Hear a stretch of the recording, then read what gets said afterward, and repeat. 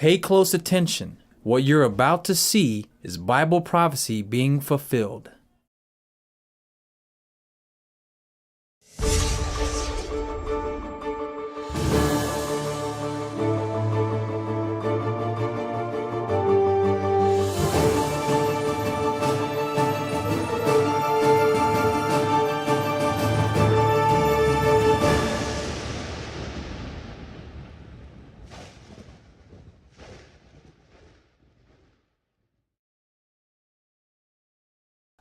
Welcome to another edition of YPN News, bringing you news as it relates to Bible prophecy and foretold by Yeshua Hawkins. Well, the U.S. Supreme Court has made a decision on gay marriages. Of course, there's more threats of war on the horizon. We're going to be talking a little bit about that, as well as extreme weather continuing and sickness and disease. But some of these things are actually coming from some strange places. We start off today with the gay rights movement had its day in court recently as the Supreme Court voted to make gay marriage a legal right across the United States.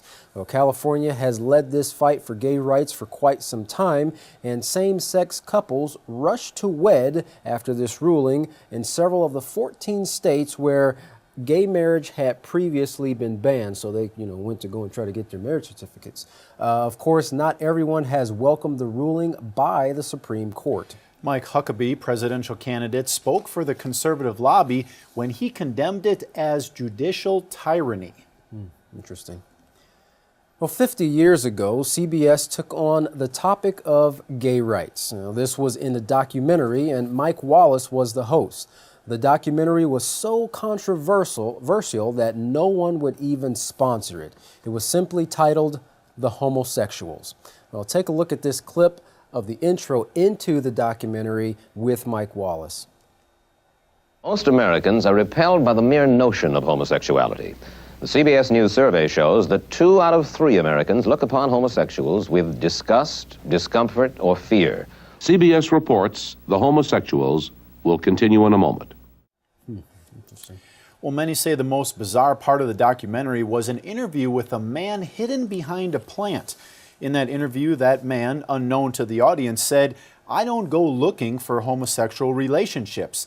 He was shrouded behind that plant because in that time period, admitting you were gay was not a very popular thing to do. Right.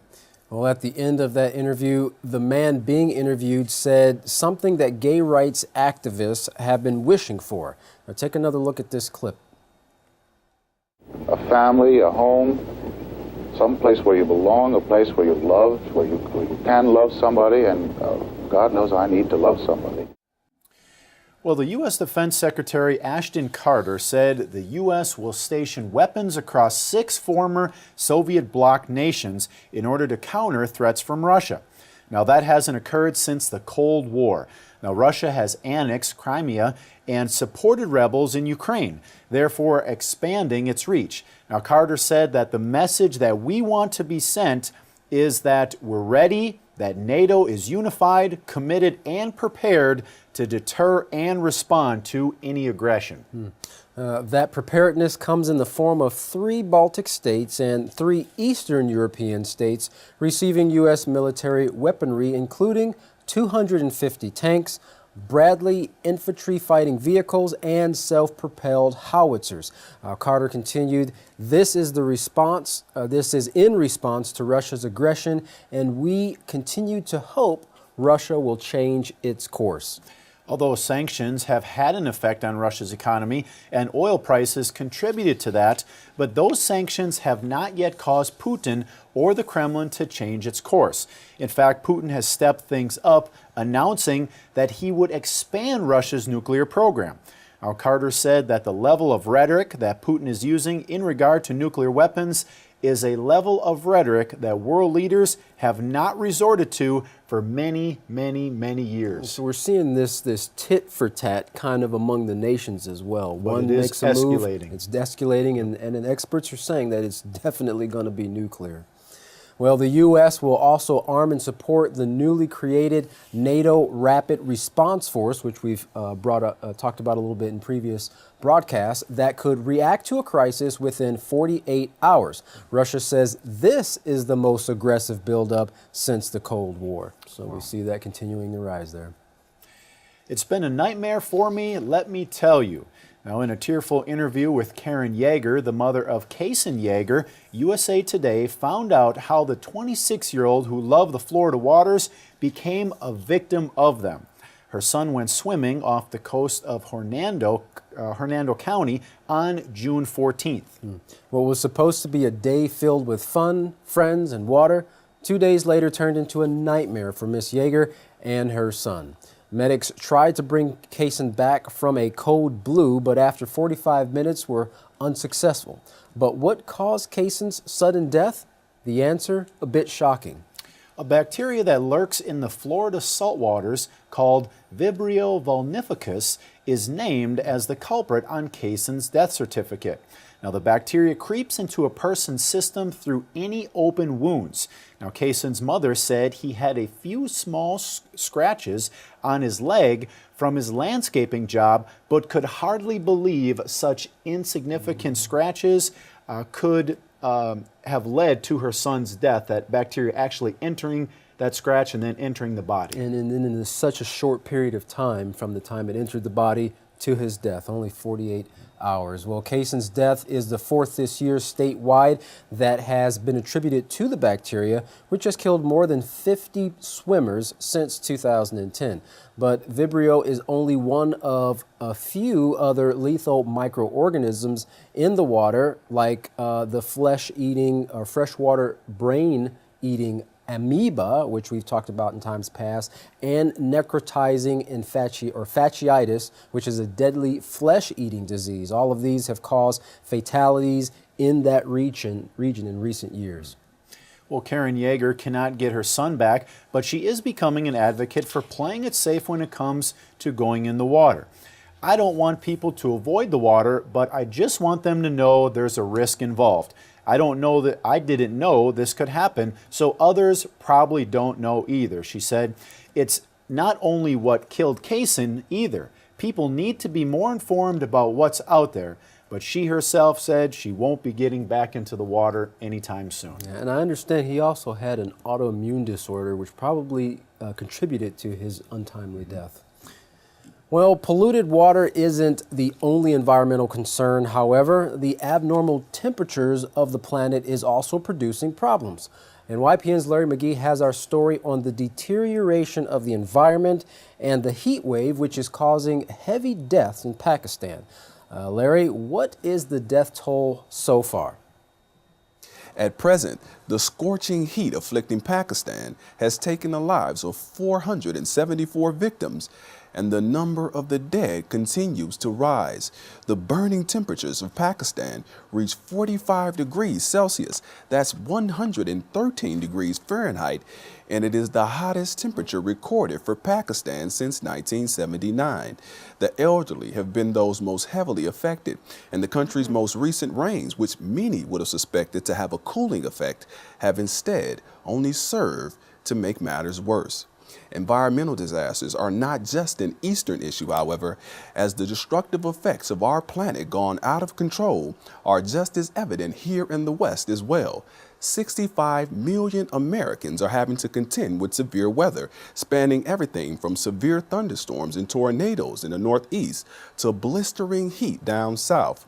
A series of brutal and violent thunderstorms went on a rampage in the Midwest this week, drenching towns, flooding streets, and unleashing tornadoes which tore through Illinois, devastating many homes and businesses. The small town of Cole, 60 miles outside of Chicago, was one of those hit hardest. But despite all of the property damage, no lives were lost. And so Illinois Governor Bruce Rauner is calling the residents of Illinois fortunate.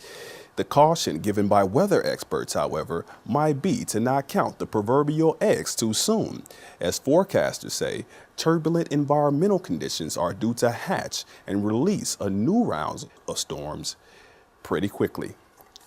For YPN News, I'm Larry McGee. Katan Jeff, back to you. Well, Katana, it'll be interesting to see what type of severe weather those storms bring about. That's right. I woke up one day and I couldn't see out of my left eye, said Janice Walters. Now, a morning that forever changed her life. With no warning signs at all, her vision in her left eye went black. With the sight she still had in her right eye, she thought it looked like she had pink eye, but doctors were puzzled for over a month as to what caused the sudden blindness. Then they learned Janice had a pet cat, which had licked her, and they proceeded to run some tests and discovered she had cat scratch disease. Now, as the name suggests, doctors say it's a bacteria passed along by cats and kittens through their saliva or even fur. People usually get it if they have a little scratch and that cat licks that scratch.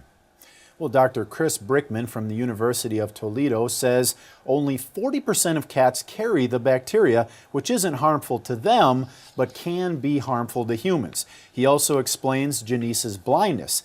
It can affect the eyes because what it does, it creates this vascular abnormality. In other words, vascular abnormality meaning blood vessels. Right. Now, it can increase the proliferation of all these blood vessels in a certain area that obviously creates a problem called angiomas. Well, he went on to say it could also cause some liver issues, and it can get into the spinal fluid and create meningitis as well. People with weak immune systems, they are the ones that are greater risk. Now, Janice was not aware of cat scratch disease before her ordeal, but says, I'm just lucky that it didn't transfer into my other eye. So she's now wanting her experience to be a warning to others before it's too late. She said, it's real important, you know, you don't want to lose your eyesight. Right, that's right. Well, diseases, severe weather, and immoral relationships all show that the prophesied last generation is upon us. Now, despite the terrible destruction prophesied for this same time period, there is a way that you can escape these horrors. Start by contacting the House of Yahweh and requesting your free newsletter and prophetic word magazine. Yisrael Hawkins of the House of Yahweh has dedicated his life to educating mankind in the moral laws of peace found in the Holy Scriptures. In his writings, you'll find how you and your family can qualify for protection from things to come. To find out more information, you can contact the House of Yahweh by writing them at the House of Yahweh, P.O. Box 2498, Abilene, Texas 79604. You can call them at 1-800-613-9494 or visit them on any of their websites, www.yahweh.com, www.yisraelhawkins.com, www.yahwehsbranch.com. You can also check out our new website, www.ypnnews.com, and to email the House of Yahweh, send your emails to info@yahweh.com, and for any calls outside the United States, please call the number on your screen. Well, don't go anywhere. Up next is another informative message from the House of Yahweh. From all of us here at YPN News, I'm Jeffrey Heimerman. And I'm Katan Alexander. Thanks for watching.